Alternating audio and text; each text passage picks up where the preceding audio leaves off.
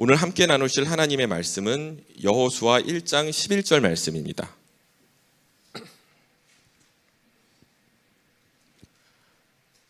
제 성경으로는 구약 성경 320페이지에 있습니다.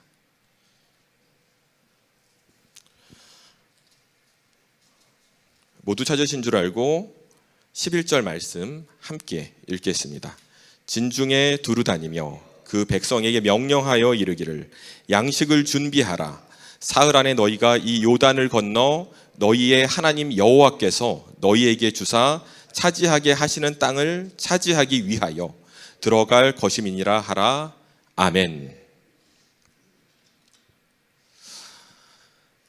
여러분, 대한민국 정부는 2024년 12월 29일부터 2025년 1월 4일까지를 국가 애도 기간으로 선포했습니다. 이 뜻하지 않은 고난을 겪고 있는 유족분들의 입장에서 가장 위로가 되는 애도 기간이 될 수 있도록 여러분 함께 기도해 주시기를 주님의 이름으로 부탁드립니다. 여러분, 오늘 본문 말씀인 여호수아 1장 11절 말씀은 여호수아가 이스라엘 민족에게 요단강을 건너서 이제 가나안 땅으로 진격하라고 명령하고 있는 장면입니다. 그런데 이 진격 명령이 있기 전에 이스라엘 온 민족에게 30일간의 애도 기간이 있었습니다. 그 국가 애도 기간과 같은 그런 30일 동안의 애도 기간이 있었는데 이 애도 기간 동안에 모세를 애도했던 겁니다. 이 30일간의 애도 기간 중에 그리고 이 30일간의 애도 기간이 끝난 이후에도 모세의 제자, 모세의 수종자였던 여호수아는 그 마음을 추스리지 못하고 있었습니다. 한마디로 멘붕에 빠져 있었어요. 이 여호수아를 성경은 모세의 수종자라고 이야기합니다. 말이 좋아서 수종자이지 이 말을 해석하면은 모세의 심부름꾼이다 이렇게 해석하면 맞습니다. 평생을 모세의 심부름꾼으로 살면서 모세가 결정하고 모세를 따르는 삶을 살았던 여호수아 입장에서 갑작스럽게 리더가 된다는 것은 굉장히 충격적인 사실이었습니다.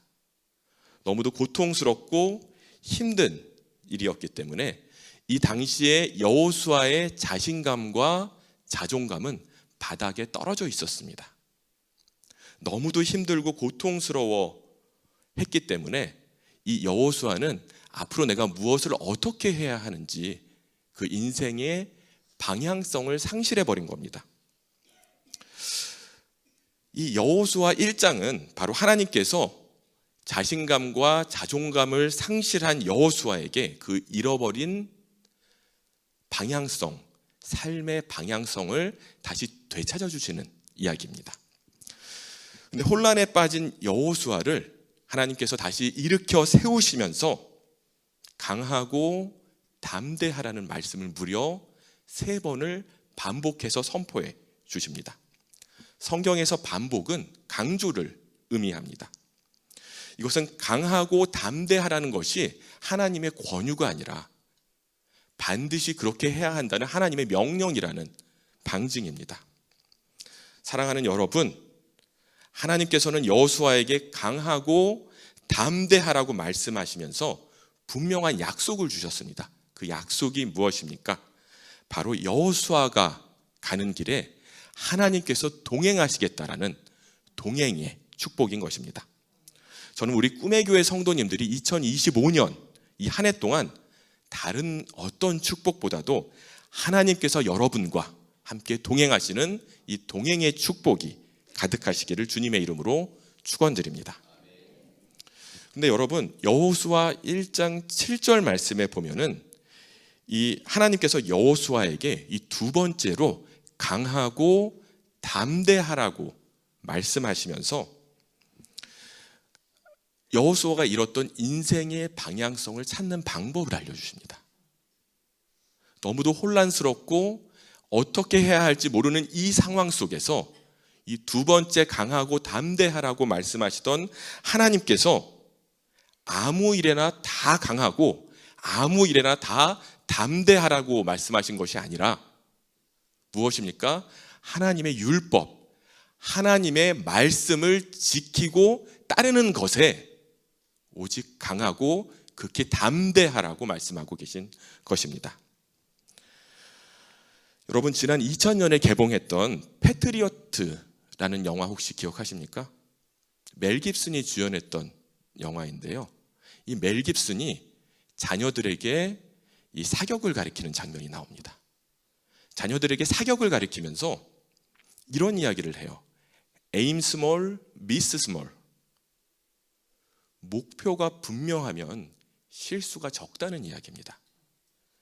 이 총을 쏠 때 아무데나 목표 없이 쏘게 되면 목표물을 맞출 수가 없습니다. 그렇기 때문에 명확한 목표를 정하고 그 목표를 향하여서 분명한 기준을 가지고 나갔을 때 목표를 이룰 수 있고 실수가 적어진다는 이야기인데, 바로 하나님께서 그 분명한 목표와 우리가 나아가야 하는 그 방향성을 정해 주신 겁니다. 그것이 무엇입니까?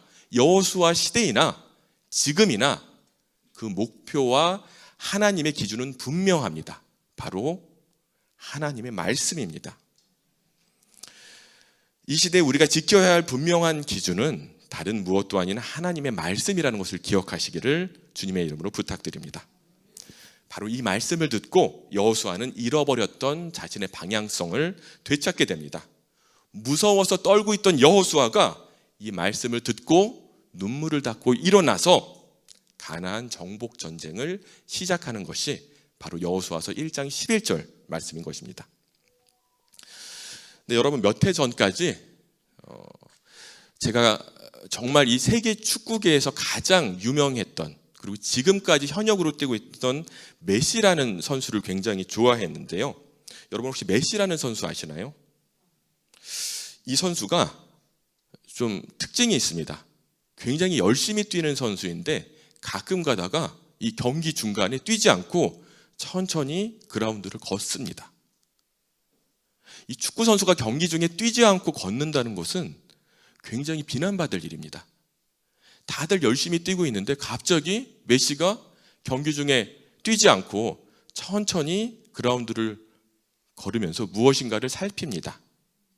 근데 관중들은 알고 있습니다. 메시가 힘들어서 쉬는 것이 아니라 무엇인가를 보고 있는 거예요.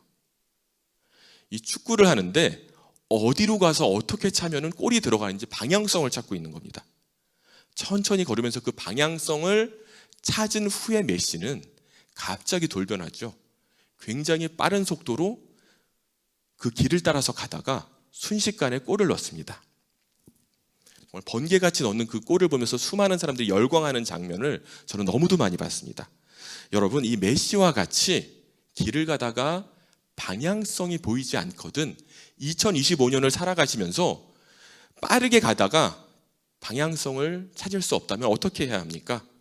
무조건 뛰지 마시고 잠시 멈춰서서 그라운드를 걸으면서 기도하십시오.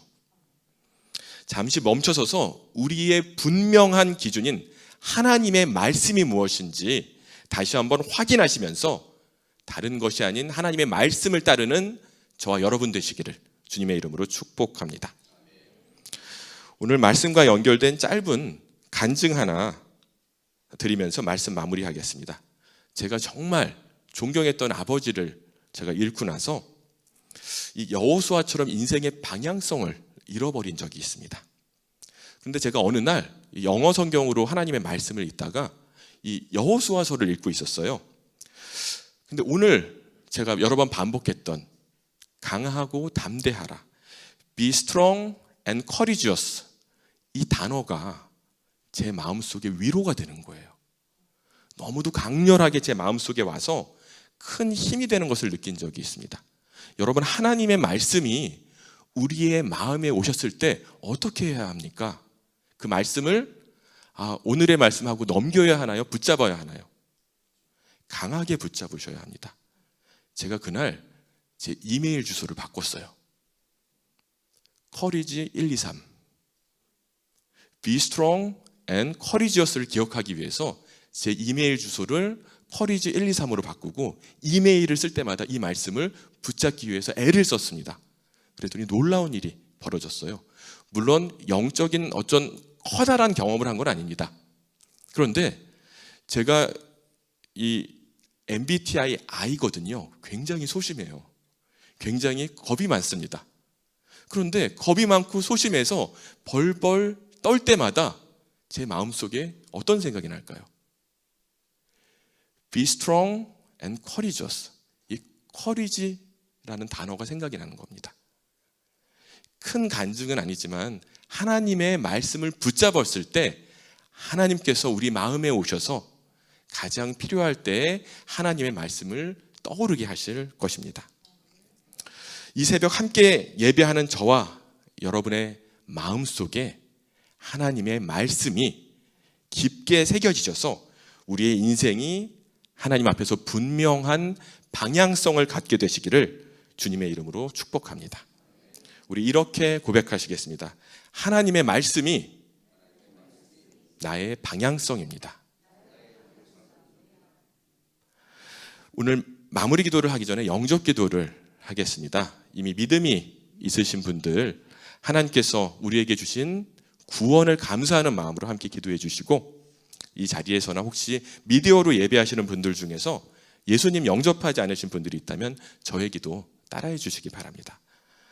주 예수님, 나는 주님을 믿고 싶습니다. 십자가의 죽으심으로 내 죄값을 담당하시니 감사합니다. 나는 지금 내 마음의 문을 열고 예수님을 나의 구주, 나의 하나님으로 영접합니다. 나의 죄를 용서하시고 영생을 주심을 감사합니다. 나를 다스려 주시고 나를 주님이 원하시는 사람으로 만들어 주옵소서. 예수님의 이름으로 기도합니다. 아멘. 여호와는 내게 복을 주시고 너를 지키시기를 원하며, 여호와는 그의 얼굴을 내게 비추사 은혜 베푸시기를 원하며, 여호와는 그의 얼굴을 내게로 향하여 드사 평강 주시기를 원하노라. 하나님 아버지, 이 새벽 주님의 전에서 결단하며 기도하는 성도님들과 방송을 통하여서 함께 예배하시는 모든 이들의 인생을 축복하여 주옵소서. 그 귀한 인생 은혜와 평강이 가득하게 하시고 성도님들의 가정과 일터에 평안과 행복이 가득하도록 가정과 일터를 눈동자처럼 지켜주옵소서. 예수 그리스도의 이름으로 기도합니다. 아멘.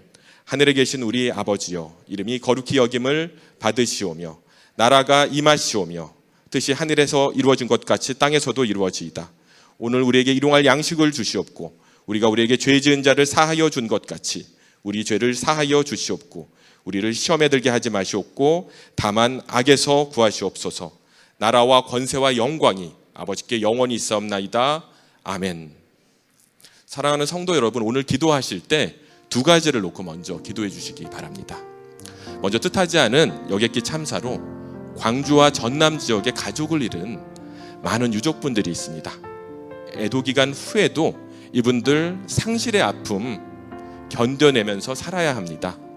그분들의 인생에 하나님의 긍휼이 함께 하시기를 기도해 주시기 바랍니다. 두 번째로 2025년 이 한 해도 우리 모두와 우리의 가족들 그리고 함께 예배하는 교회 지체들이 하나님이 주시는 만남의 축복과 성령의 능력으로 믿음으로 승리하는 놀라운 역사가 있게 해달라고 통성으로 함께 기도하시겠습니다. 하나님 아버지,